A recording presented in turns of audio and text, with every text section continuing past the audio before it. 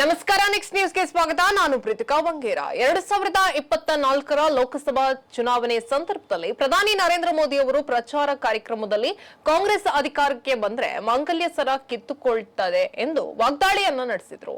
ಅಂದು ಪ್ರಧಾನಿ ನರೇಂದ್ರ ಮೋದಿ ಅವರ ಈ ಹೇಳಿಕೆಗೆ ಇಂದು ಡಿಸಿಎಂ ಡಿಕೆ ಶಿವಕುಮಾರ್ ಅವರು ತಿರುಗೇಟನ್ನ ಕೂಡ ಕೊಟ್ಟಿದ್ದಾರೆ.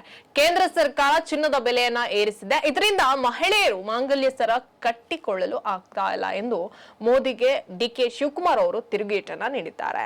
ಕೇಂದ್ರ ಸರ್ಕಾರ ಗ್ಯಾಸ್ ಬೆಲೆ ಏರಿಕೆ ಮಾಡಿದ್ದನ್ನ ಖಂಡಿಸಿ ರಾಜ್ಯ ಕಾಂಗ್ರೆಸ್ ನಾಯಕರು ಬೆಂಗಳೂರಿನ ಫ್ರೀಡಂ ಪಾರ್ಕ್ ನಲ್ಲಿ ಪ್ರತಿಭಟನೆಯನ್ನ ನಡೆಸಿದ್ರು. ಈ ವೇಳೆ ಮಾತನಾಡಿದಂತ ಡಿಕೆ ಶಿವಕುಮಾರ್ ಅವರು ಕೇಂದ್ರ ಸರ್ಕಾರದ ಚಿನ್ನದ ಬೆಲೆ ಏರಿಕೆ ಮಾಡಿದೆ, ಇದರಿಂದ ಕಳೆದ 11 ವರ್ಷಗಳಿಂದ ಹೆಣ್ಣು ಮಕ್ಕಳು ಮಾಂಗಲ್ಯ ಸರ ಕಟ್ಟಿಕೊಳ್ಳಲು ಆಗ್ತಾ ಇಲ್ಲ. ಗ್ರಾಮ್ಗೆ 40,000 ರೂಪಾಯಿ ಇದ್ದ ಚಿನ್ನದ ಬೆಲೆ ಈಗ 90,000 ರೂಪಾಯಿ ಆಗಿದೆ ಎಂದು ಉಪಮುಖ್ಯಮಂತ್ರಿ ಡಿಕೆ ಶಿವಕುಮಾರ್ ಅವರು ಕೇಂದ್ರ ಸರ್ಕಾರದ ವಿರುದ್ಧ ವಾಗ್ದಾಳಿಯನ್ನ ನಡೆಸಿದ್ರು.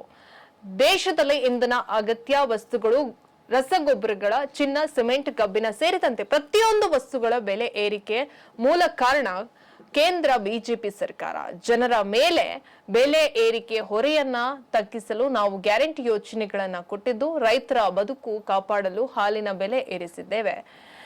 ಹೀಗಾಗಿ ಜನ ಆಕ್ರೋಶ ಏನಿದ್ರು ಬಿಜೆಪಿ ಸರ್ಕಾರದ ವಿರುದ್ಧ ವ್ಯಕ್ತವಾಗಲಿದೆ ಎಂದು ಡಿಸಿಎಂ ಡಿಕೆ ಶಿವಕುಮಾರ್ ಅವರು ಕಿಡಿಕಾರಿದ್ರು.